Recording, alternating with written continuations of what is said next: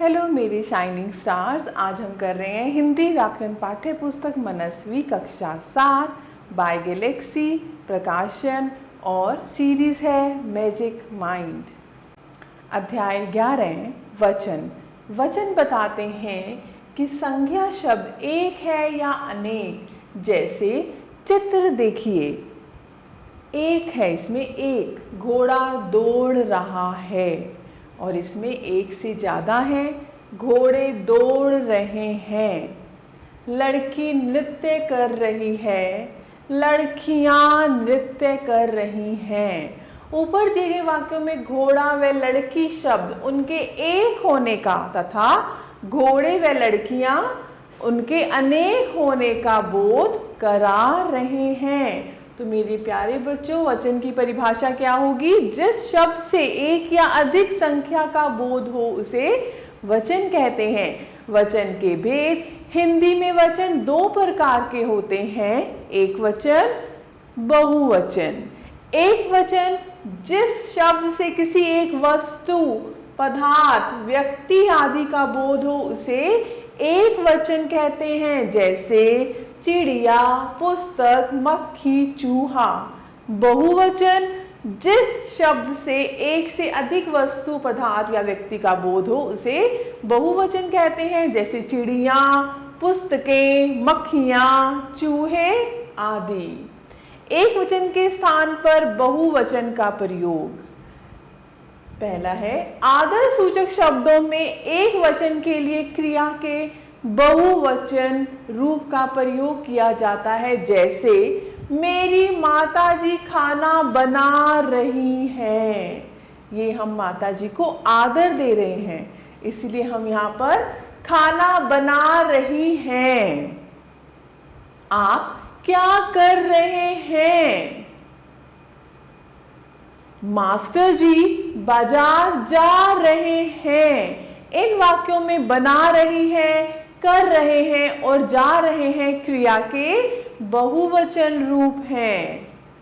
दूसरा है बहुवचन दिखाने के लिए मैं सर्वनाम की जगह हम सर्वनाम का प्रयोग किया जाता है। हम सर्वनाम का बहुवचन रूप है। जैसे स्वामी जी ने कहा, हम अब आराम करना चाहते हैं। यहाँ हम सर्वनाम शब्द स्वामी जी के लिए एक वचन के रूप में प्रयुक्त हुआ है। अगला है कुछ शब्द सदैव बहुवचन में प्रयोग किए जाते हैं। जैसे आंसू, केश, दर्शन, प्राण, भाग्य, रोम, लोग, समाचार, श्रोता, होश आदि। यहाँ पर अशुद्ध प्रयोग है और यहाँ पर हम देखते हैं शुद्ध प्रयोग है। जैसे वहां दर्शक खड़ा है, ये अशुद्ध है। शुद्ध रूप है वहां दर्शक खड़े हैं। उसका प्राण निकल गया, उसके प्राण निकल गए। मोहन का आंसू निकल गया, मोहन के आंसू निकल गए। मैंने भगवान का दर्शन किया, मैंने भगवान के दर्शन किए। कुछ शब्दों का प्रयोग सदैव एक वचन में किया जाता है। जैसे पानी, वर्षा, सत्य, घी, आकाश, दूध, दही, धरती आदि। अशुद्ध प्रयोग दिए हैं और शुद्ध प्रयोग। सत्य बोले जाते हैं, सत्य एक वचन है, सत्य बोला जाता है। डिब्बों में घी रखे हैं, डिब्बों में घी रखा है। आकाश नीले रंग के हैं, आकाश नीले रंग का है। बर्तनों में पानी रखे हैं, बर्तनों में पानी रखा है। वर्षा हो रहे हैं, वर्षा हो रही है। अब हम करते हैं एक वचन से बहुवचन बनाना। पहला नियम है अकारांत पुल्लिंग एक वचन संख्या शब्द के अंत में आए आ को ए में बदलकर। जैसे गमला, गमले, रास्ता, रास्ते, केला, केले, लड़का, लड़के, घोड़ा, घोड़े, ताला, ताले। आ को हम एक ही मात्रा बना रहे हैं।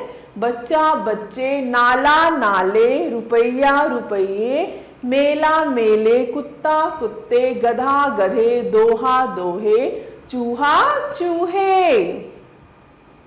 दूसरा नियम है अकारांत स्त्रीलिंग संख्या शब्दों के अंत में अ को ए में बदलकर, जैसे दावत दावतें, दीवार दीवारें, पेंसिल पेंसिलें, आंख आंखें, रात रातें, पुस्तक पुस्तकें, आंख आंखें, दवात दवातें, कमीज कमीजें, झील झीलें, बात बातें, सड़क सड़कें, बहन बहनें, तलवार तलवारें।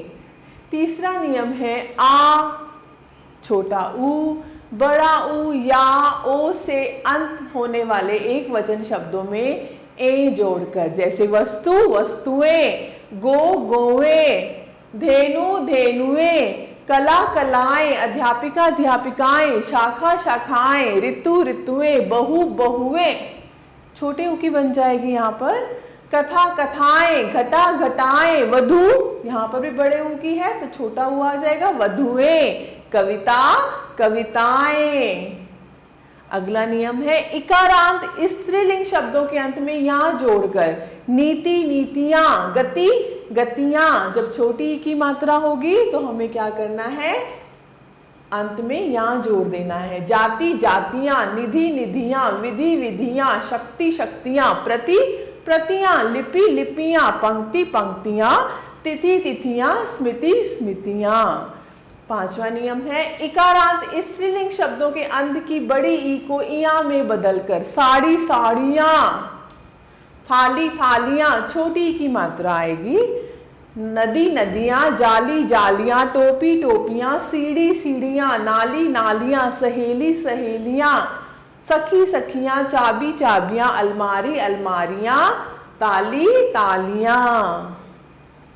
अगला नियम है अकारांत स्त्रीलिंग संज्ञाओं के अंत में चंद्र बिंदु जोड़कर, जैसे खटिया खटियां, बुढ़िया बुढ़ियां, चुटिया चुटियां, डिबिया डिबियां, चूहिया चूहियां, बगिया बगियां। ये सब स्त्रीलिंग शब्द हैं।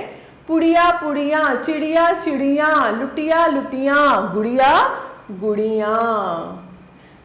अगला है एक वचन संख्या के साथ लोग, जन, वर्ग, समूह, वृंद, दल आदि समूहवाचक शब्द जोड़कर, जैसे श्रोता श्रोतागण, पाठक पाठकगण, छात्र छात्र वृंद, मजदूर मजदूर वर्ग, आप लोग आप लोग, नेता नेतागण, गुरु गुरुजन, गुंडा गुंडा दल।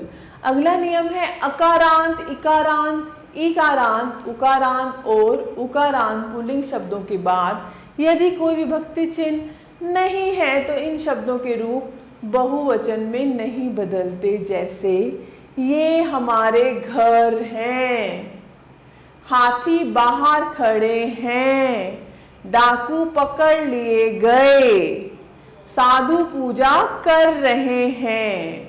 उपयुक्त वाक्यों में घर, हाथी, डाकू और साधु शब्द बहुवचन रूप में प्रयुक्त हुए हैं, पर इनके साथ विभक्ति चिन्ह के न होने के कारण इनका रूप नहीं बदला। अब विभक्ति चिन्हों के साथ इन्हीं शब्दों के रूपों को देखिए।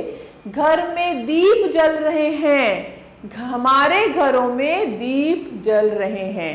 ये एक वचन है, घर में दीप जल रहे हैं, उसको हमने बहुवचन में परिवर्तित किया, हमारे घरों में दीप जल रहे हैं। राजा हाथी की सवारी थे, राजा हाथियों की सवारी करते थे। पुलिस ने डाकू को पकड़ लिया, पुलिस ने डाकुओं को पकड़ लिया। साधु ने पूजा की, साधुओं ने पूजा की।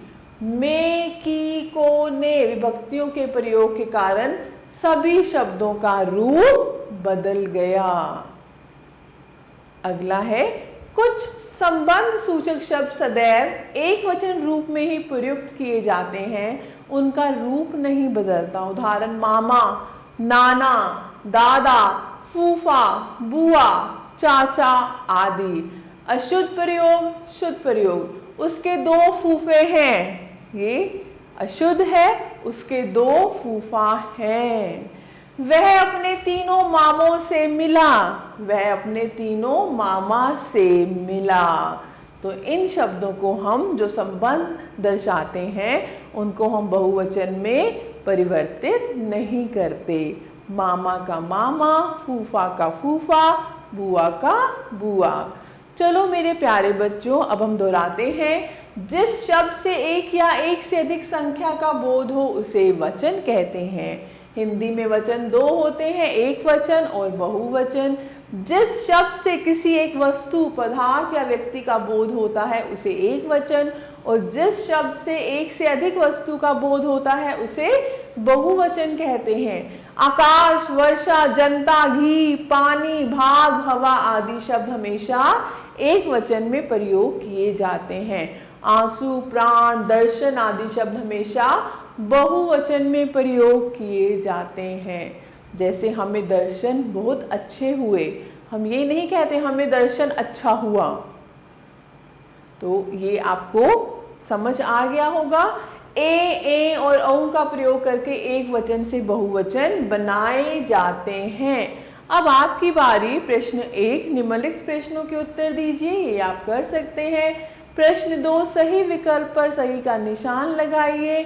जैसे ख, वचन के भेद होते हैं 1, 2 या 3। वचन के 2 भेद होते हैं। ऐसे ही आप बाकी के कर सकते हैं। प्रश्न 3, रिक्त स्थान में उचित शब्द छांटकर भरिए। महाभारत की खाली स्थान पढ़ो, कथाएं या कथाओं। महाभारत की कथाएं पढ़ो। तो यहां पर हम क्या लिखेंगे? कथाएं।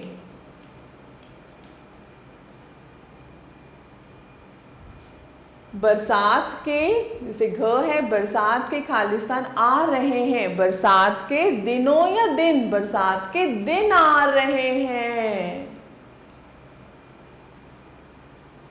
लोगों ने खालिस्तान खा लिया। खाने या खाना? लोगों ने खाना खा लिया। ऐसे ही आप प्रश्न 4 कर सकते हैं।